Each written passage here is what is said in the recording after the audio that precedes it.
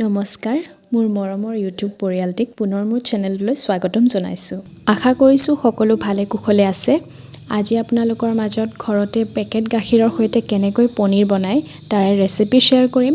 লগতে পনীৰ ফাটোৱাৰ পাছত যোনখিনি পানী ৰখি যায় সেই পানীখিনিৰে এটা গ্ৰেভিও বনাম পনীৰৰ। গতিকে আহক ভিডিঅ'টিৰ লগত জড়িত থাকোঁ। আচলতে এইটো ভিডিঅ' মই কেতিয়াবাই কৰিব লাগিছিল। এটা কমেণ্ট আহিছিল বহুদিন আগতে ভিডিঅ' এটাত যে এটা হোমমেড পনীৰৰ ৰেচিপি শ্বেয়াৰ কৰিব দিছিল পেকেট গাখীৰৰ সৈতে। চ' আজি সেইটোৱে ৰিকুৱেষ্ট ৰাখি বহুত দেৰিকৈ হ'লেও মই ভিডিঅ'টো শ্বেয়াৰ কৰিব ওলালোঁ। ইয়াতে মই 1 লিটাৰ গাখীৰ লৈছোঁ। ফুল ফেট গাখীৰ ল'ব, তেতিয়া বেছি ভালকৈ চেনাটো ওলায়। এইটো মই নৰ্মেল ষ্টেণ্ডাৰ্ডাইজড গাখীৰে লৈ ল'লোঁ, যোনটো চুধাৰ হয়। গাখীৰখিনি ফ্ৰিজত আহিছিল যিহেতু মই অলপ গৰম কৰি লৈছোঁ। তাৰপাছত এটা উতল আহিবলৈ দিম। তাৰপাছত ফ্লেমটো অলপ সময় ল' কৰি ৰাখিম।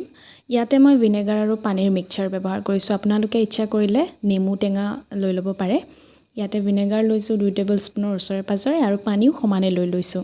এতিয়া গাখীৰখিনি মোৰ ধুনীয়াকৈ এটা উতল আহিলে অহাৰ পাছত ইয়াত মই ভিনেগাৰ মিক্সচাৰখিনি অলপ অলপকৈ ঢালি পেলাই মিক্স কৰি যাম। ফ্লেমটো এতিয়া মিডিয়াম কৰি লৈছোঁ।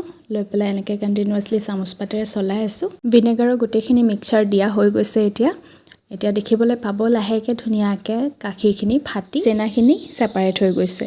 বাছ এইখিনি লাহেকৈ এতিয়া মই ইয়াৰ পৰা নমাই থৈ দিম। যিকোনো সূতাৰ কাপোৰত আপোনালোকে চেকি ল'ব পাৰে। মই এখন গামোচাৰে ব্যৱহাৰ কৰিছোঁ। পনীৰ বনাওঁতে সদায় ফুল ক্ৰীম নাইবা ফুল ফেট গাখীৰৰে ব্যৱহাৰ কৰিব। সেইটো মই আকৌ এবাৰ কৈ দিছোঁ। এতিয়া আহক এইখিনি ধুনীয়াকৈ চেকি লওঁ। ইয়াত মই তলত টিফিন এটা লৈছোঁ, তাৰে ওপৰত চেকনিখন লৈছোঁ আৰু তাৰে ওপৰত গামোচাখন লৈছোঁ। গামোচাখন অকণমানি তিয়াই ধুনীয়াকৈ চেপি লৈছোঁ। এতিয়া দেখিবলৈ পাইছে মই ধুনীয়াকৈ এইখিনি চেকিলোঁ। আচলতে বাচনটো মই বুৰ্বকৰ নিচিনা সৰু লৈ ল'লোঁ, সেইকাৰণে পানী পূৰা ওপৰলৈ আহি গ'ল। বাৰু যি কি নহওক, এতিয়া এইখিনি মই ধুনীয়াকৈ গৰমে থাকোঁতে গামোচাৰে এনেকৈ ফ'ল্ড কৰি ল'ম। লৈ পেলাই ধুনীয়াকৈ মেৰিয়াই ইয়াৰ ওপৰত এটা ওজন দি 15 পৰা 20 মিনিটলৈকে ফ্ৰিজত থৈ দিম। দেখিলেনে প্ৰচেছটো কি সহজ। আমি ৰসগোল্লা বনালে এই যোনটো চেনাটো ওলায়, সেই চেনাটো আমি অকণমানি ঠাণ্ডা পানীৰে ধুই লওঁ, কিন্তু পনীৰত নুধুলেও কোনো কথা নাই, টেঙা একেবাৰে নালাগে। এতিয়া সেইখিনি ফ্ৰিজত ঠাণ্ডা হ'বলৈ থৈ দিলোঁ। এতিয়া ইয়াতে লৈছোঁ কাটি লোৱা পিঁয়াজ, কেঁচা জলকীয়া, আদা নহৰু অকণমানি, তাৰপাছত কাজু 10টা আৰু 3টা এলমণ্ড। আৰু ইয়াতে গোটা গৰম মছলাখিনি স্ক্ৰীণত দেখিছে কি কি লৈছোঁ। তাৰপাছত ইয়াতে 1.5 কাপ পানী দি এইখিনি অকণমানি সময় বইল হ'বলৈ দিম, যেতিয়ালৈকে গোটেইখিনি ট্ৰান্সলুচেণ্ট হৈ নাযায়।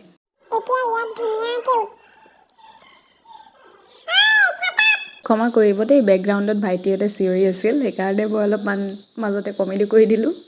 ইফেক্টটো বম কিউট কিন্তু। এইখিনি দেখিলে ধুনীয়াকৈ উতলিল। উতলাৰ পাছত এতিয়া মই নমাই থৈ দিলোঁ। এতিয়া পেন এখন কেৰাহী এটা লৈছোঁ, তাত 2 চামুচ দিছোঁ ৰিফাইণ্ড অইল আৰু 1 টেবুল স্পুন বাটাৰ। এইখিনি গলি যোৱাৰ পাছত ইয়াতে মই চপ আৰু কাটি লোৱা নহৰু দিছোঁ, দি পেলাই অকণমান সময় ফ্ৰাই কৰি ল'ম। তেতিয়ালৈকে আমাৰ যোনখিনি বইল কৰি থোৱা বস্তু আছিলে সেইখিনিও ঠাণ্ডা হৈছে চাগৈ। এতিয়া এইখিনি অকণমানি ঠাণ্ডা হৈছে, তথাপিও অলপ গৰম আছিলে, মিক্সিত মাৰিব পৰা হৈছে আৰু। গতিকে নহৰু আৰু চফখিনি লাহে লাহে ফ্ৰাই হৈ থকা সময়খিনিত এইখিনি মই পেষ্ট বনাই ল'লোঁ আৰু এতিয়া ধুনীয়াকৈ ইয়াতে ঢালি দিছোঁ। গ্ৰেভিটো বহুত বেছি চিটিকে, গতিকে ফ্লেমটো ল' কৰি এইখিনি ধুনীয়াকৈ মিক্স কৰি ল'ম। অকণমান মিক্স কৰি হোৱাৰ পাছত এতিয়া ইয়াতে কাশ্মীৰী লাল মিৰ্চ আৰু অকণমানি ধনিয়া পাউডাৰ দিছোঁ। তাৰপাছত সোৱাদ অনুযায়ী নিমখ দি মিক্স কৰি দিছোঁ। ইয়াত আৰু অলপ ক্ৰীমি টেক্সচাৰ আনিবৰ কাৰণে ফ্ৰেছ ক্ৰীম দি দিব পাৰে, আমুলৰ যোনটো পায়, নাইবা গাখীৰৰ ওপৰত জমা হোৱা যোনটো সৰ থাকে মলাই, সেইটোও দিব পাৰে। কিন্তু মই ইয়াত আৰু একো বেলেগ ব্যৱহাৰ কৰা নাই। এতিয়া এইখিনি অকণমানি ভাজা হোৱাৰ পাছত ইয়াতে যোনটো চেনা পানী আছিল সেই পানীখিনি ইয়াতে দি দিছোঁ। পৰিমাণ অনুযায়ী গ্ৰেভি যিমান কৰোঁ সেই অনুযায়ী দিলেই হৈ গ'ল। তাৰপাছত এইখিনি ল'ৰ পৰা মিডিয়াম ফ্লেমত অকণমানি উতলিবলৈ দিম। আৰু এয়া 20 মিনিট পাছত মোৰ পনীৰখিনি চাওক ধুনীয়াকৈ ছেট হৈ গৈছে। আচলতে মই পনীৰখিনি ছেট কৰোঁতে অলপ ভালকৈ শ্বেপ নিদিলোঁ, সেইকাৰণে এনেকুৱা হৈ থাকিল, কিন্তু খুব ধুনীয়া টেক্সচাৰ আহিছে। মই কাটি আপোনালোকক দেখাই আছোঁ। অকণমানো পনীৰখিনি ভাঙি ইফাল সিফাল হৈ যোৱা নাই, ধুনীয়াকৈ পিচ হৈছে আৰু চাকুখনত অকণো ক্ৰাম্পছ লাগি অহা নাই। তেতিয়াই গম পাব আপোনালোকৰ পনীৰটো একদম ধুনীয়া পাৰফেক্ট হৈছে। এয়া চাওক কি ধুনীয়া হৈছে পনীৰটো। নেক্সট টাইম বনালে আৰু ভাল শ্বেপত মই বনাবলৈ চেষ্টা কৰিম। এবাৰ দৌৰা হৈছিলে, সেইটো কাৰণে মই ভালকৈ শ্বেপত মাথা নামাৰিলোঁ। এয়া চাওক কি ধুনীয়া টুকুৰা হৈছে আৰু সোৱাদটো ইমান ধুনীয়া হৈছে। পেকেট পনীৰ নাইবা খোলা পনীৰ দোকানত যে কিনিবলৈ পায় তাতকৈও বেছি ভাল হৈছে আৰু খুব কোমল হৈছে। এয়া চাওক কেনেকুৱা স্পঞ্জি হৈছে মই আপোনালোকক দবাইও দেখাই আছোঁ। মা আৰু মই কেঁচা পনীৰ দুয়োটাই খাই চাইছোঁ। মায়ে খুব বেছি ভাল পাইছে, মানে কৈছে আৰু দোকানৰ পনীৰতকৈও বহুত বেছি ভাল হৈছে। তো এয়া দেখিবলৈ পাইছে, মই দবাইছোঁ, কি ধুনীয়া স্পঞ্জি হৈছে, ভাঙিও যোৱা নাই, মানে আকৌ নিজৰ শ্বেপটো লৈ লৈছে। গতিকে এতিয়া বেছি পক নকৰোঁ, গ্ৰেভিখন উতলি আছে। ইয়াতে মই এতিয়া কচুৰি মেথি দি দিলোঁ। দিয়াৰ পাছত এইখিনি উতলি যেতিয়া গ'ল, উতলাৰ পাছত ইয়াত মই পনীৰখিনি এড কৰি দিছোঁ। এইখিনি ঘৰত বনোৱা পনীৰ কাৰণে আজি মই এক্সট্ৰাকৈ মানে ভাজি লোৱা নাই, এনেহ'লে মই আঞ্জাত ভাজা পনীৰটোৱে ভাল পাওঁ, কিন্তু আজি মই ডাইৰেক্ট তেনেকৈয়ে দি দিলোঁ। আৰু গ্ৰেভিখন হ'ব হৈছে, গতিকে তাৰ আগত এতিয়া মই এটা বাটাৰত তড়কা মাৰিম। ইয়াতে মই সৰু কুৰচ এপাতত বাটাৰ অলপ লৈ লৈছোঁ। সেই বাটাৰখিনি ধুনীয়াকৈ মেল্ট হ'বলৈ দিম। মেল্ট হৈ যোৱাৰ পাছত তাতে অকণমান কালাৰৰ কাৰণে কাশ্মীৰী লাল মিৰ্চ দি দিছোঁ। কাৰণ আজি গ্ৰেভিটোত মই হালধি ব্যৱহাৰ কৰা নাই, সেইকাৰণে ইয়াতে অকণমান বাটাৰতে কাশ্মীৰী লাল মিৰ্চ দি পেলাই ইয়াতে এনেকৈ ধুনীয়াকৈ গ্ৰেভিখনৰ ওপৰত ঢালি দিছোঁ। চাওকচোন কি ধুনীয়া কালাৰ আহিছে নহয় জানো। মানে মোৰ কেমেৰাৰ কাৰণে চাগে ভালকৈ কালাৰটো আপোনালোকে ধৰিব পৰা নাই, কিন্তু মই খালী চকুৰে চাওঁতে বহুত বেছি ভাল লাগি আছিলে। এনিৱেইজ, এতিয়া মোৰ এয়া পনীৰৰ তৰকাৰী ৰেডি হৈ গৈছে। খাবলৈ খুব বেছি ভাল হৈছে, আপোনালোকে এবাৰ ট্ৰাই কৰি চাব।